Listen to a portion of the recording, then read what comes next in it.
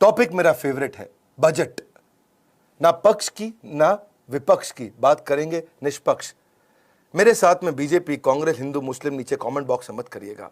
नमस्कार, मैं Vivek Bindra, founder and CEO बड़ाबिजनेस.com। आज का बजट यानी कि ईयर मार्क किया गया, कुछ पैसा बजट बनाया गया। घर में भी महिलाएं बजट बनाती हैं। सिंपल है ये। बजट बनाने का मतलब है किस चीज पे कितना पैसा खर्च करूंगी। घर की महिला सोचती है, ऐसे ही हमारी देश की महिला निर्मला सीतारमण ने सोचा कहां पे कितना पैसा खर्च किया जाए, देश को कैसे आगे बढ़ाया जाए। तो बजट समझने से पहले इकोनॉमी को समझते हैं, और इकोनॉमी चलाने के 3 तरीके होते हैं। पहला तरीका क्या है? कंजम्पशन। दूसरा कंजम्पशन है, तीसरा भी एक्चुअली कंजम्पशन है। यानी कि जब लोग पैसा खर्च करते हैं तो इकोनॉमी आगे बढ़ती है। तो इकोनॉमी बढ़ाने के लिए पैसा खर्च करना जरूरी है। अब उसके 2 तरीके हैं, एक है शॉर्ट टर्म, एक है लॉन्ग टर्म। इस सारे बजट में कुछ चीजें प्लस थी, कुछ माइनस थी। मैं दोनों बताऊंगा और आपको आसान तरीके से समझा दूंगा। पहले समझ लेते हैं, कंजम्पशन के लिए चाहिए पर्सनल डिस्पोजेबल इनकम, यानी कि जेब से पैसा निकालने की क्षमता। और जेब से पैसा तब निकलेगा जब जेब में पैसा हो। और जेब में पैसा कैसे आएगा, वो इस बजट ने तुरंत तो जेब में पैसा नहीं दिया है। क्या हुआ इस बजट में समझते हैं। पर्सनल डिस्पोजेबल इनकम मतलब अगर 1 लाख रुपए मेरी इनकम है, 20,000 रुपए मेरी लाइबिलिटी है, तो मेरी बची हुई 80,000 रुपए वो मेरी पर्सनल डिस्पोजेबल इनकम है। आसान है भाई, समझते जाओ आराम से। आपको टोटल 5 बैलेंस शीट देखनी जरूरी है इकोनॉमी के लिए। पहली बैलेंस शीट, जो छोटे बैंक होते हैं वो लोन देते हैं, वो होते हैं एनबीएफसी। दूसरी बैलेंस शीट होती है बड़े बैंक्स की। तीसरी बैलेंस शीट होती है जो बैंक से लोन लेता है, कॉर्पोरेट। और छोटी बैलेंस शीट एक और होती है जिसको चौथी बैलेंस शीट कहूंगा, यानी कि एमएसएमई की बैलेंस शीट। तो ये 4 बैलेंस शीट जब ठीक होती है तो 5वीं बैलेंस शीट हमारे भारत देश की भी ठीक होती है। उसके लिए आपको चाहिए 3 चीजें, एक एक्सपोर्ट, एक फॉरेन डायरेक्ट इन्वेस्टमेंट, बाहर से पैसा आए, एक्सपोर्ट यहां से माल बाहर बेचे तब दोबारा बाहर से पैसा आए, और तीसरा कंजम्पशन, यानी कि एक्सपोर्ट, एफडीआई, कंजम्पशन, ये 3 चीजें बढ़ती हैं। एक्सपोर्ट मतलब जब मैंने बेचा तो मेरे पास डॉलर आया, एफडीआई कोई बाहर से डॉलर लेकर के आया, और कंजम्पशन जब बहुत डॉलर आया तो खर्च करके दिखाया। ये 3 बातें होती हैं। अब समझते हैं इस बजट को। इस बजट में हुआ क्या है। यहां पे कैपेसिटी बिल्ड करी गई है हेल्थ केयर के अराउंड, थोड़ी लैब्स को बढ़ाया गया, क्रिटिकल केयर सेंटर्स बनाए गए हैं, टेस्टिंग लैब्स बनाई गई हैं। इंपेटस दिया है इकोनॉमी को। कैसे दिया गया है? डिमांड को पुश करने के लिए लॉन्ग टर्म पे ज्यादा फोकस किया गया है। इंफ्रा पे बहुत फोकस किया। भैया इंफ्रा क्या होती है? सड़कें, बिल्डिंग, बाकी सारी वो सारी चीजें जो देश में, जिससे बाद में व्यापार बढ़ता है। इसके बाद डिसइन्वेस्टमेंट। आजकल तो खैर बहुत सारे एनडीटीवी चैनल वगैरह हैं, कहीं और भी चैनल हैं, बड़े अच्छे चैनल हैं। ये तो बार बार ये बोलेंगे कि भाई ये तो पूंजीपतियों के हाथ बेच दिया, पूंजीपतियों के पास बेच दिया, पूंजीपति के पास बेच दिया। ठीक किया, वो गलत है ही नहीं। क्यों बोलते हैं पूंजीपतियों को दे दी सरकार, सूट बूट की सरकार। मैं सरकार के फेवर में नहीं हूं, पर यह मुद्दा अगर मैं प्रधानमंत्री होता तो मैं भी ये करता। क्यों करता मैं? इसके बहुत सारे कारण है, मैं समझाऊंगा, इसलिए मैं बैलेंस्ड अप्रोच लूंगा। ना मैं बनने वाला हूं जी न्यूज, ना बनने वाला हूं एनडीटीवी न्यूज। दोनों थोड़े अलग अलग विचारधाराओं वाले हैं, मुझे फर्क नहीं पड़ता है। मुझे तो आपको बताना जो काम की बात है आपके लिए। Government is spending governments money and creating opportunity of employment. मेरी बात समझना, गवर्नमेंट क्या है? गवर्नमेंट का पैसा खर्च कर रही है। अगर वी शेप इकोनॉमी लेकर के आनी है तो आपको लॉन्ग टर्म इनिशिएटिव लेने पड़ेंगे। और ये वाला जो बजट है, इस बजट के लिए थोड़ी हिम्मत चाहिए। क्यों? क्योंकि इसमें आम आदमी के लिए कुछ भी नहीं था, या लगभग कहेंगे कि बहुत कम था। आम आदमी के लिए ज्यादा कुछ नहीं था इसमें। इस बजट के अंदर लॉन्ग टर्म इनिशिएटिव्स पर ज्यादा फोकस किया गया, यानी कि बड़ा करेज चाहिए। वोटर मुझको वोट ना दे तब भी देश को आगे बढ़ाऊं, तो फोकस किया गया लॉन्ग टर्म पे। पहले समझते हैं इस बजट में पॉजिटिव क्या था कि सेंसेक्स 2000 पॉइंट जंप मार गया 4.5% के आसपास, यानी कि वो भी एक इंडिकेटर है कि इकोनॉमी ने इसको एक्सेप्ट किया है या बिजनेसेस ने एक्सेप्ट किया है। 2.2 ट्रिलियन रुपी, यानी कि लगभग $30.2 बिलियन को हेल्थ केयर पे 2021-22 के अंदर लगाने का प्लान किया गया। आत्मनिर्भर स्वस्थ भारत योजना, स्वस्थ होना जरूरी है जी। है फिट इंडिया मूवमेंट भी चला रहे थे हमारे प्रधानमंत्री, नहीं समझे। 64,000 करोड़ रुपया 6 साल में खर्च करने का प्लान है, यानी कि 10,000 करोड़ रुपया हर साल। ओवरऑल बजट में आप ये समझ सकते हैं कि अगर पूंजीपति बढ़ता है तो क्या है, बाकी सारे के सारे जो नॉन पूंजीपति बढ़ते हैं तो क्या है, दोनों का फायदा होता है। पहले ही समझते हैं, ऐसा नहीं है कि पूंजीपति बढ़ेगा तो आम आदमी पिस जाएगा, ये अमीर आदमी सारे पैसे खा जाएगा। आपके पैसे कोई नहीं खा सकता है। वो पैसे आते भी है उसके पास तो बैंक में रखता है, बैंक में रखता है तो फिर से लोन आउटफ्लो बढ़ता है, मार्केट में फिर से कैश आता है। तो ऐसा नहीं है कि पूंजीपति अगर बड़े बढ़ते हैं तो बाकी सब के सब पिस जाएंगे, बर्बाद हो जाएंगे। ये धारणा बिल्कुल गलत है। ये धारणा थोड़ी मार्क्सिस्ट धारणा के रूप में इसको माना जाता है, पर इस धारणा की कुछ फायदे भी है, नुकसान भी है। पहले आप समझते हैं कि केवल 5% स्टार्टअप ही 10 साल तक चल पाते हैं, और 0.01% स्टार्टअप है जो 100 साल चलते हैं। पर टाटा ग्रुप एक ऐसा स्टार्टअप जो 150 साल से चल रहा है। आप मेरी बात समझ रहे हैं? तो वो भी तो पूंजीपति एक तरह से। तो वो आज टाटा ग्रुप की 100 कंपनियां 100 से ज्यादा देशों में काम कर रही हैं, और उनकी 28 कंपनी पब्लिक लिस्टेड है। अगर टाटा ग्रुप आगे बढ़ता है तो देश भी आगे बढ़ता है। 7th लार्जेस्ट प्राइवेट कंपनी है पूरे पृथ्वी की ये टाटा ग्रुप। इसकी जो कंबाइंड मार्केट कैप है वो $160 बिलियन से ज्यादा था पिछले साल, इस समय और ज्यादा होगा। यानी कि 67% इनका जो रेवेन्यू इंटरनेशनल ऑपरेशन से आ रहा है। तो जब पूंजीपति बढ़ते हैं तो भी देश आगे बढ़ता है। आज आप देखेंगे कि पूरे के पूरे बॉम्बे स्टॉक एक्सचेंज का जो टोटल मार्केट कैप है उसका 6% से ज्यादा तो अकेला टाटा ग्रुप का है, वो 4% जीडीपी को कंट्रीब्यूट करता है। आप पूंजीपति से पहले समझते हैं ताकि आपको पूरा पिक्चर समझ में आए। तो फायदे नुकसान दोनों बताऊंगा, फिर से बता रहा हूं, नीचे कोई हिंदू मुस्लिम नहीं और साथ में कोई भी कांग्रेस बीजेपी भी नहीं करना मेरे साथ। आज ये समझिए देश का 2.25% टैक्स केवल टाटा ग्रुप देता है। इसका मतलब क्या हुआ, आसाम, हिमाचल प्रदेश, उड़ीसा और गोवा मिला के जितना टैक्स कलेक्ट करते हैं उतना टाटा ग्रुप अकेला देता है। अब अगर देखें कि इसमें शॉर्ट टर्म में इस बजट में क्या फायदे हुए, पहले ये समझते हैं शॉर्ट टर्म फायदे क्या है। शॉर्ट टर्म फायदे ये कि 35,000 करोड़ रुपया कोरोना वैक्सीन के लिए लगा दिया। हमारे यहाँ जो कोविड के केसेज अमेरिका के बाद सेकंड हाईएस्ट थे, तो टोटल हेल्थ केयर बजट इस समय 2.25 लाख करोड़ के नजदीक ला दिया, यानी कि 2,16,000 करोड़ के आसपास, जो पिछले साल 94,000 करोड़ था, यानी 135% बढ़ा दिया। चलो ये तो आपने अच्छा किया, निर्मला सीतारमण जी आपको बधाई हो। 75,000 आपने ग्रामीण हेल्थ केयर सेंटर की बात करी, आपको बधाई हो। 602 जिलों के अंदर आपने क्रिटिकल केयर हॉस्पिटल खोलने का प्लान किया।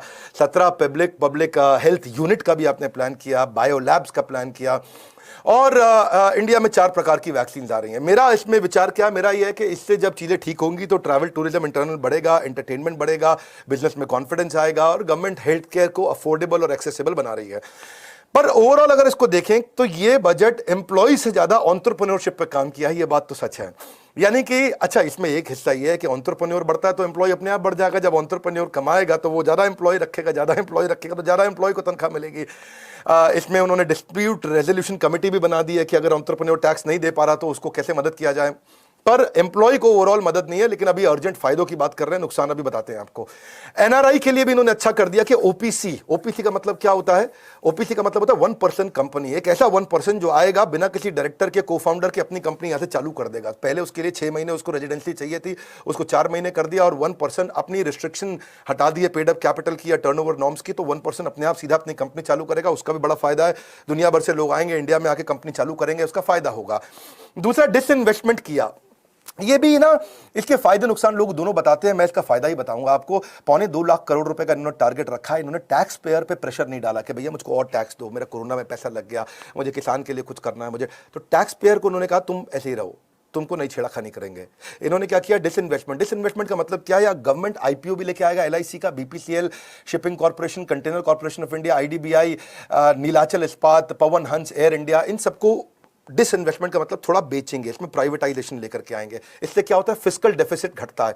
फिस्कल डेफिसिट समझा दें आपको साधारण भाषा में, अपने पास जब एक्सपोर्ट ज्यादा होता है तो बाहर से डॉलर आता है, और जब इंपोर्ट ज्यादा होता है तो डॉलर बाहर चला जाता है। हमारे पास डॉलर ज्यादा होना चाहिए, जब डॉलर ज्यादा होता है तो डॉलर के मुकाबले रुपए की मजबूत कीमत हो जाती है, तेल सस्ता मिलता है, पूरी की पूरी इकोनॉमी आगे बढ़ती है और देश बड़ा मजबूत समृद्ध होता है। तो फिस्कल डेफिसिट को घटाने के लिए डिसइन्वेस्टमेंट, यानी कि जो कि नॉन परफॉर्मिंग एसेट है उसको बेच देना ठीक है, कोई गलत नहीं है। अगर आपके पास रेलवे की बहुत जमीन पड़ी है और खाली है, उसे कोई फायदा नहीं हो रहा, तो उसे बेच देना चाहिए। उसको बेचने से ऐसा नहीं है पूंजीपतियों को बेच दिया, देश नहीं, वो हमारे देश के लोगों को मिल रहा है, वो उस पर बिजनेस करेंगे, पैसा कमाएंगे, उसमें और एम्प्लॉयमेंट जनरेट होगा और टैक्स आएगा तो देश आगे बढ़ता है। इसलिए एक प्रकार का विचारधारा मत समझिए, बैलेंस अप्रोच को समझिए। जब बैलेंस अप्रोच समझेंगे तो आपको सही समझ आएगी। कोई न्यूज़ चैनल कोई कहानी सुनाता है, कोई न्यूज़ चैनल कोई कहानी सुनाता है, मैं किसी की निंदा नहीं कर रहा, हर एक की अपनी विचारधारा है, पर मैं आपको बैलेंस अप्रोच देना चाहता हूं। फिर इन्होंने और अच्छी चीजें करी हैं, जैसे परफॉर्मेंस लिंक्ड इंसेंटिव स्कीम्स लेके आए। ये थोड़ा टेक्निकल हो जाएगा, पीएलआई स्कीम्स हैं कि भाई जो परफॉर्म अच्छा करेंगे उनको इंसेंटिव देंगे।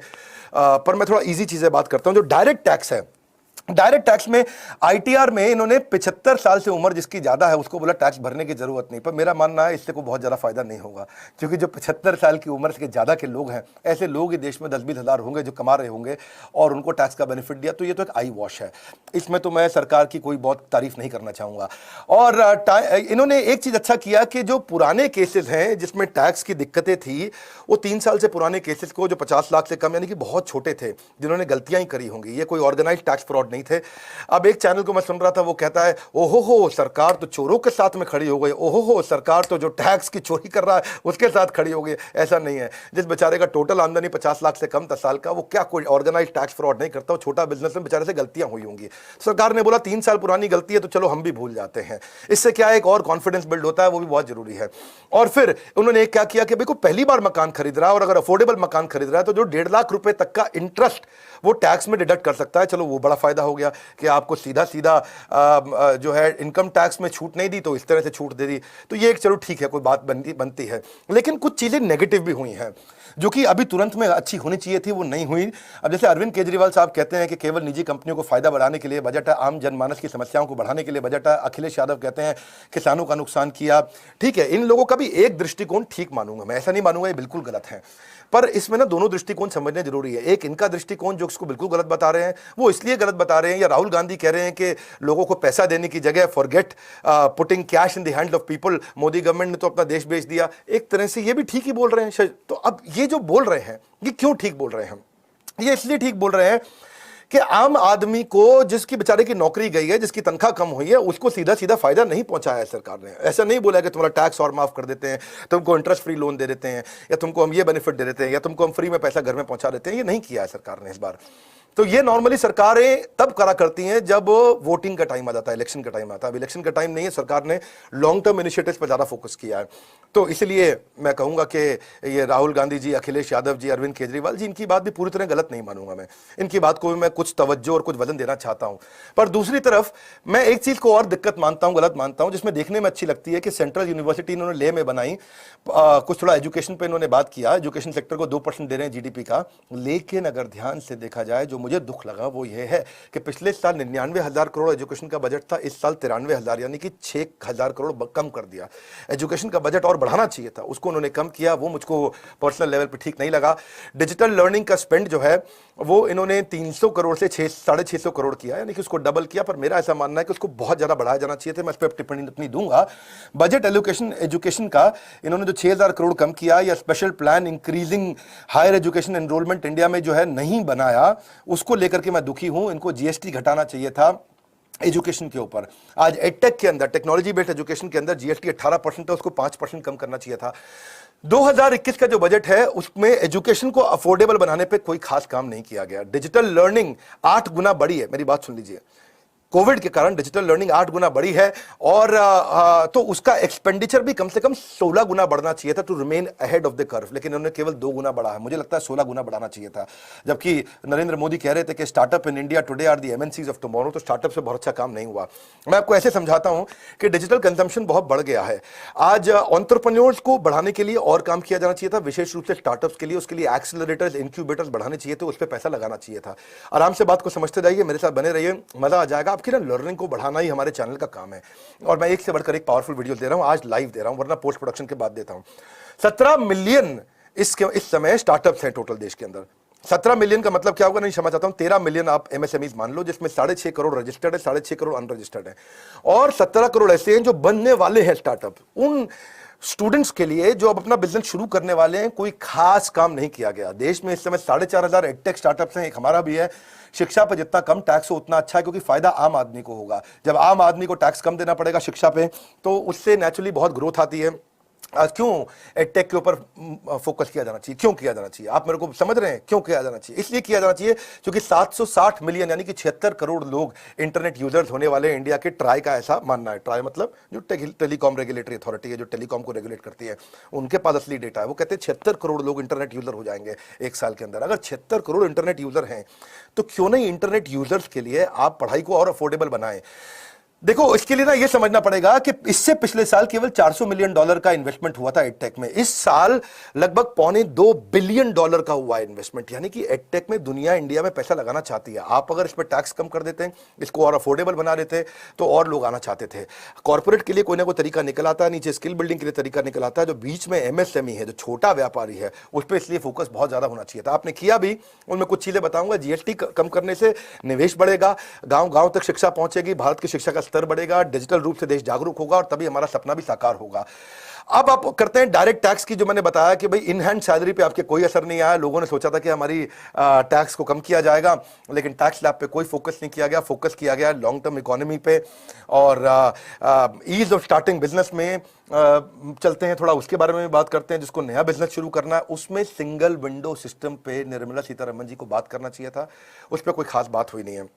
मेरा ऐसा मानना है कि ईज ऑफ डूइंग बिजनेस तो ठीक है, चलो आज हम 63वीं रैंक पे आ गए 190 देशों में, ईज ऑफ डूइंग बिजनेस। लेकिन दूसरी तरफ है ease of starting business, business शुरू करने के लिए आज भी हम लोग 130वीं रैंक के पीछे चल रहे हैं, पूरी दुनिया में बहुत पीछे हैं। मैं ये उदाहरण कई बार दिया है कि रेस्टोरेंट खोलने के लिए दिल्ली के अंदर 45 डॉक्यूमेंट चाहिए, जिसमें 26 लाइसेंस दिल्ली पुलिस देती है आपको, और बंदूक खरीदने के लिए केवल 19 डॉक्यूमेंट चाहिए। यानी कि देश में दिल्ली के अंदर रेस्टोरेंट खोलना ज्यादा मुश्किल है, बंदूक खरीदना आसान है। आप बंदूक खरीदवा लो और बिजनेस ना खुलवा पाओ तो इसको क्या बोलेंगे? ईज ऑफ स्टार्टिंग बिजनेस आज भी कमजोर है, उस पर काम करना चाहिए। आपने 1% कंपनी पर काम किया, मैं आपकी अच्छाई की भी बात करूंगा, वो अच्छा किया आपने।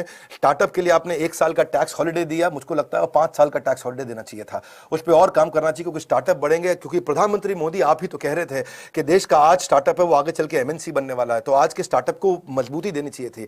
उससे टैक्स कमाने से ये नहीं है कि देश आगे बढ़ेगा। देश अगर फ्यूचर आपने लॉन्ग टर्म इनिशिएटिव लिया तो ये भी लेना चाहिए था। तीसरा, मैं मानता हूं कि हेल्थ केयर पे आपने काम किया, हेल्थ केयर इंश्योरेंस पे भी कर देते। क्यों नहीं ऐसा बोलते कि जो भाई एयरटेल है, वोडाफोन है और क्या नाम है जियो है, उनके साथ में लोगों से आप बोलते कि साल का 90 रुपया दे दो आप साथ में, इंटरनेट के बिल के साथ में ही, मोबाइल के बिल के साथ साल का 90 रुपए देते और उसको इंश्योरेंस कंपनी को दे देते, या 90 रुपए महीना देते, 1000 रुपया साल का हो जाता, इंश्योरेंस कंपनी को दे करके हर आदमी जो मोबाइल यूज करता है वो अपने आप इंश्योर्ड हो जाता है, उसका अपने आप मेडिकल इंश्योरेंस साल का 1000 रुपया देकर छोटा मेडिकल इंश्योरेंस 1 लाख 2 लाख रुपए का हो जाता। ये छोटे छोटे इनिशिएटिव है जो लिए जाने चाहिए थे। इंपॉर्टेंट बात यह है कि एमएसएमई को फॉर्मल बनाना चाहिए था। एमएसएमई को फॉर्मल बनाने के लिए आप उनकी रजिस्ट्रेशन पे काम करें, क्योंकि अगर रजिस्ट्रेशन नहीं हो रहा है एमएसएमई का, वो कच्चे में काम करता है तो टैक्स चोरी होती है, आपको टैक्स उससे ज्यादा मिलता है। 6.5 करोड़ छोटे व्यापारी जो रजिस्टर नहीं कर रहे, उसको रजिस्टर कराने पे इनिशिएटिव लिया जा सकता था। मुझको लगता है ये भी एक एरिया नेगेटिव है जहां पे काम किया जा सकता था, क्योंकि जब तक टैक्स की चोरी होती है, करप्शन बढ़ता है। अगर आप रजिस्टर करा दें उनको किसी प्रकार से, उस पर पैसे लगाते तो ज्यादा 6.5 करोड़ व्यापारी आज रजिस्टर करते, कच्चे में काम ना करते, पक्के में करते, तो करप्शन नहीं बढ़ता। उनको लोन भी मिल जाता है जब उनको लोन चाहिए, क्योंकि वो पक्के में काम कर रहे हैं, कच्चे में करता है तो उसको लोन भी नहीं मिलता है।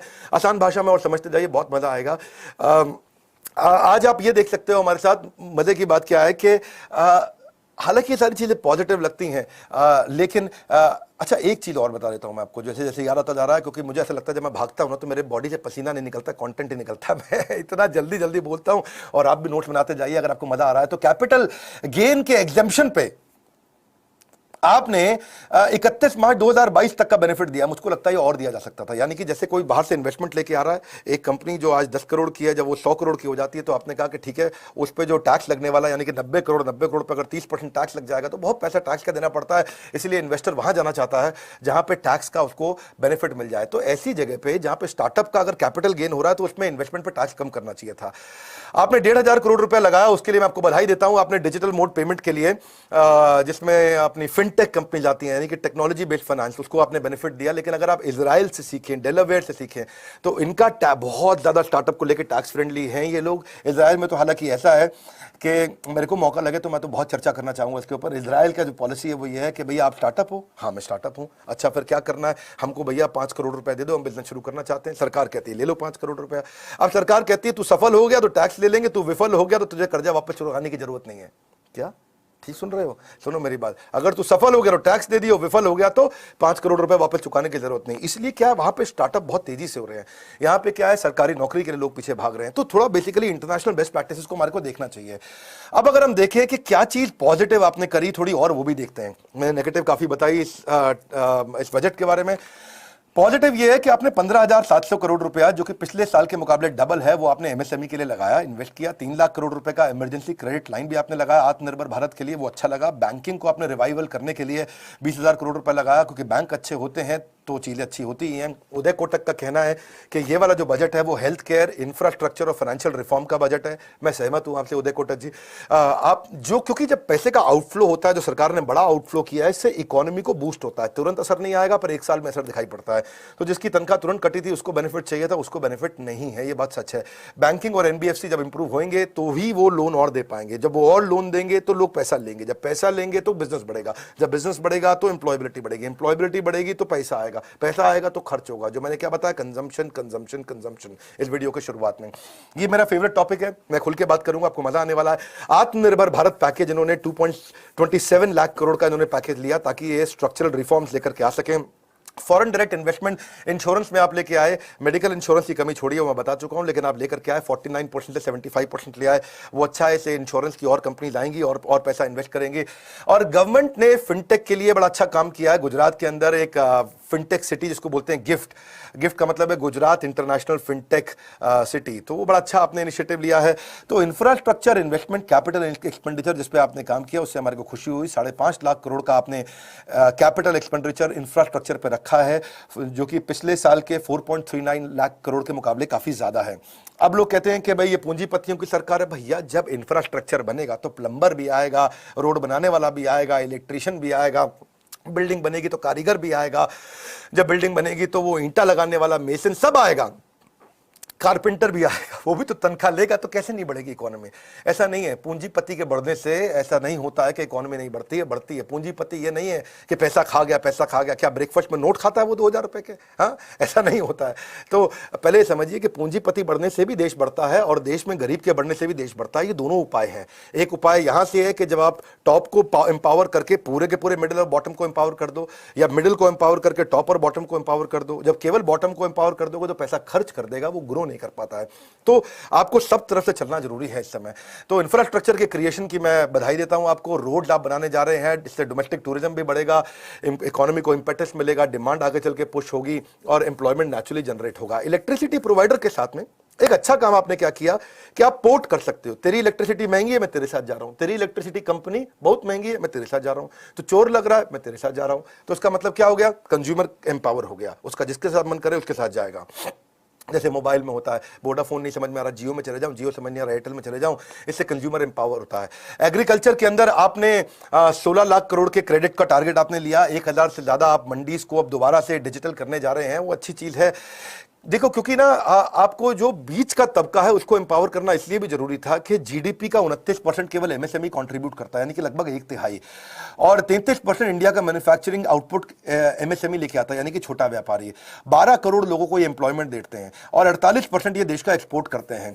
तो और आपने इसमें क्या किया? एमएसएमई की डेफिनेशन को चेंज कर दिया आपने, 50 लाख से 1 करोड़ कर दिया। इससे अच्छा है, उनके कंप्लायंस का टेंशन भी कम होगा, प्रोसीजरल टेंशन उनके थोड़े कम होंगे, और आपने उस पर फंड एलोकेशन भी किया है 30 से 35% जीडीपी में। चलो अब एक और बात बताते हैं आपको, वो है सोसाइटल सिक्योरिटी में मिनिमम वेजेस पे आपने अच्छा काम किया। अगर आप नीचे के तबके के गरीब लोगों की बात करें कि आपने कहा कि सबको मिनिमम वेज देना है और साथ में ईएसआईसी में कवर करना है। ईएसआईसी क्या होता है? ये वो स्कीम है जिससे उनकी हेल्थ वेल्थ पे काम कर सकते हैं, हॉस्पिटल का उनको बेनिफिट मिल जाता है ईएसआई का।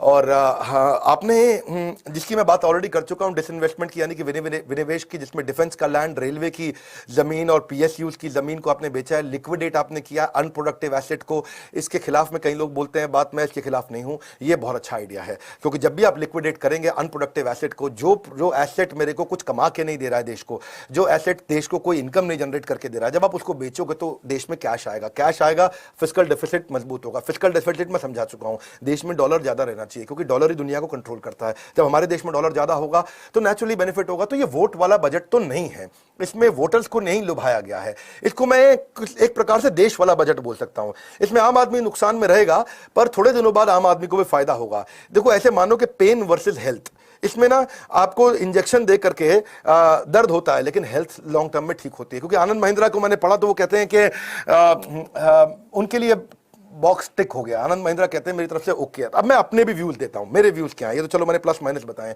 मेरे व्यूज क्या है, पहले समझो देश की ताकत क्या है। हमारे देश की ताकत है ह्यूमन कैपिटल, हमारे पास बहुत ज्यादा लोग हैं, हमारी पॉपुलेशन काफी ज्यादा है। तो मैं उसको कमजोरी की जगह 2 मिनट के लिए ताकत ही मानता हूं, क्योंकि इससे क्या होता है, हमारी प्रोपेंसिटी टू कंज्यूम बढ़ती है।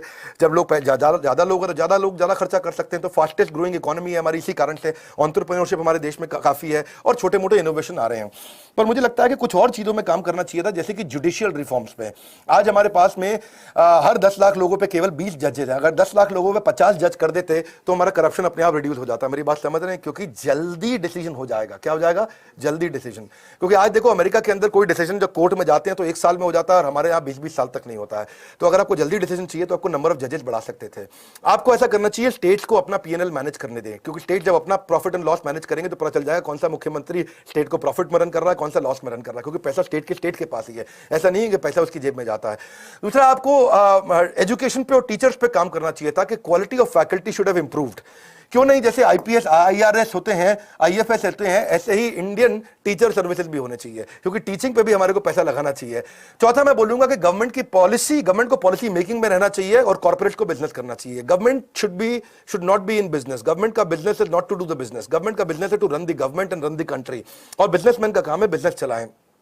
तो railways, airlines, oil and gas को जो प्राइवेटाइज करने पे जा रहे हैं, उसमें मेरे सुझाव पे ऑलरेडी टिक है, आपने उसमें अच्छा किया। ब्यूरोक्रेट्स के लिए मेरा एक सुझाव था कि इनको आप टिक इन कैरेट पे लेके जाएं, क्योंकि जब भी ब्यूरोक्रेट को अच्छा काम करना जाता है तो उसको कोई कैरेट तो मिलता नहीं है। ऐसा तो है नहीं कि ब्यूरोक्रेट को अच्छा काम करे तो उसको आप इंसेंटिव दे देते हैं, मिलती है उसको तनख्वाही है, लेकिन वो कोई गलती कर दे तो सीबीआई, सीएजी, सीवीसी उनके आगे लग जाती है। इसलिए बेचारा ब्यूरोक्रेट चाह के भी बहुत बड़ा रेवोल्यूशन आज तक नहीं लेकर के आ पाया। अगर आप देखेंगे आज तक के हजारों ब्यूरोक्रेट जो हमारे देश में हुए, उनमें से बहुत लिमिटेड, केवल 10 के अंदर आप नंबर गिन पाएंगे, डबल डिजिट में भी नहीं जा पाएंगे, जो बड़े बड़े रिफॉर्म्स ला पाए। मैं ब्यूरोक्रेट्स की निंदा नहीं कर रहा क्योंकि वो बहुत बुद्धिमान है, पर आपने उनको आज एम्पावर करने की जगह उनको डिसएम्पावर इसलिए कर दिया क्योंकि आज वो कोई अच्छा काम करे तो आप थोड़ी उसको प्रॉफिट में हिस्सा दे देते हैं, अगर वो कोई बड़ा काम कर दे तो आप उसको क्या करते हैं, कोई मेडल भी बड़ी मुश्किल से जीवन भर में मिलता है।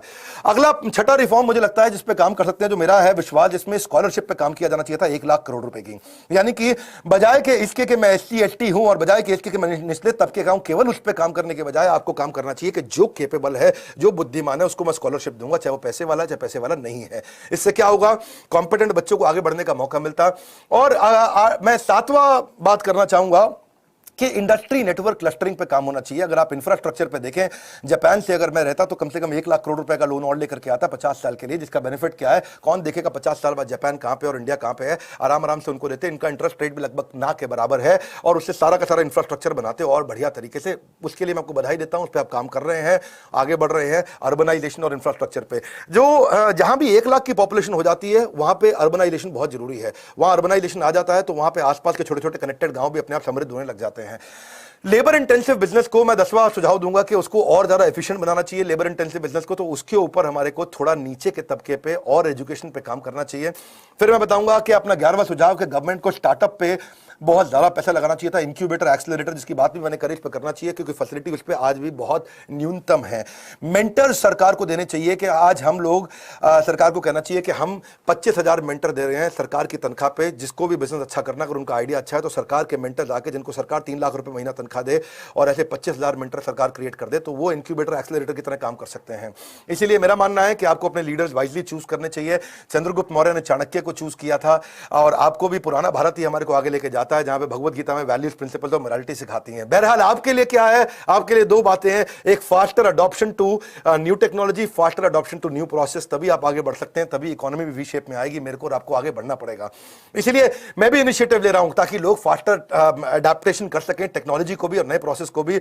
और मेरा इनिशिएटिव क्या है, समय मैंने लगता है काफी ज्यादा ले लिया है। मेरा इनिशिएटिव यह है कि लोगों के पास टाइम नहीं था, लोगों के पास में वर्नाक्युलर हिंदी भाषा में high powerful super solid content नहीं था, उनको बिजनेस की एजुकेशन नहीं थी, उनके पास एमएसएमई के मेंटर्स नहीं थे, उनके पास क्वालिटी फैकल्टीज नहीं थी, या उनके पास मिनिमम एजुकेशन क्वालिफिकेशन के कारण एमबीए में एडमिशन नहीं ले सकते थे, या ले भी सकते थे तो एमबीए बहुत महंगी थी, या फिर उनके हाई फेलियर रेट्स हैं बिजनेस के। तो ये सारी तकलीफों को सॉल्व करने के लिए हमने आपके लिए अपने इस एंटरप्रेन्योरशिप प्रोग्राम को बिल्ड किया। आप आइए इस एंटरप्रेन्योरशिप प्रोग्राम को सीखिए, क्योंकि सरकार भी समझ गया आत्मनिर्भर आत्मनिर्भर आत्मनिर्भर। सरकार ने एम्प्लॉय से ज्यादा फोकस एंटरप्रेन्योर्स पे किया। एंटरप्रेन्योर जब ग्रो करते हैं तो एम्प्लॉयज अपने आप ग्रो करते हैं, देश अपने आप ग्रो करता है। बोर्ड लाइन नंबर मेरा बड़ा सिंपल है, 9810544443, यानी कि क्या है 9810544443। इस नंबर पे आप फोन करके बात करिए। हमने आपके लिए कुछ अच्छे प्रोग्राम जैसे लॉन्च किए हैं, जो भी कुछ था एंटरप्रेन्योरशिप के लिए हमने सब कुछ दिया है। ये हमारी भागीदारी है देश को आगे बढ़ाने के लिए। आपको अगर ये बजट समझ में आया, पूरा का पूरा बजट आसान भाषा में मैंने हिंदी के अंदर इजी करके समझाया आपको, और बड़ी बैलेंस्ड अप्रोच दी है। इस बजट के फायदे नुकसान दोनों बताएं। आप इस वीडियो को आपस में शेयर कर सकते हो कुछ खास लोगों से। उनको मत शेयर करना जो बिल्कुल एक्सट्रीमिस्ट नेचर के हैं, क्योंकि वो फिर नीचे आकर के कॉमेंट बॉक्स में बहुत कुछ बोलते हैं। मैं एक्सट्रीमिस्ट नेचर का नहीं हूं।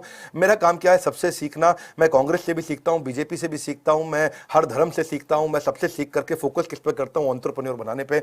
और आपको एंटरप्रेन्योर बनाना ये मेरी जिम्मेदारी है, आपको सफल बनाना ये मेरी जिम्मेदारी है। शेयर करिएगा वीडियो को। और अगर मेरा ये इनिशिएटिव, निडर इनिशिएटिव आपको अच्छा लगा है तो जरूर लाइक करके उत्साह बढ़ाइए कि आप चाहते हैं ऐसे वीडियो और लेके आए। आगे मैं रतन टाटा जी पे वीडियो बनाने की मेरी इच्छा है। मेरी इच्छा है कि मैं इलॉन मस्क पे दोबारा एक वीडियो बनाऊं। मेरी इच्छा है कि मैं स्टीव जॉब्स पे वीडियो बनाऊं, सरदार पटेल पे बनाऊं, या फिर क्यों गांधी जी को बोला जाता था मजबूरी का नाम महात्मा गांधी, पूरे सम्मान के साथ। मैं उनकी कोई बुराई नहीं करना चाहता। आप नीचे कमेंट बॉक्स में बताइए आप कौन सी केस स्टडी देखना चाहते हैं, पिछले पावरफुल वीडियो आपने जरूर देखे होंगे। मैंने एक से बढ़कर एक केस स्टडी लानी शुरू कर दी है। इस समय मैं पावरफुल कंटेंट दे रहा हूं। हमारे साथ जुड़े रहने के लिए, वीडियो को शेयर करने के लिए, कमेंट बॉक्स में अपनी राय बेबाकी से रखने के लिए आप सबका हृदय की गहराइयों से प्रेम पूर्वक मुस्कुराहट के साथ धन्यवाद।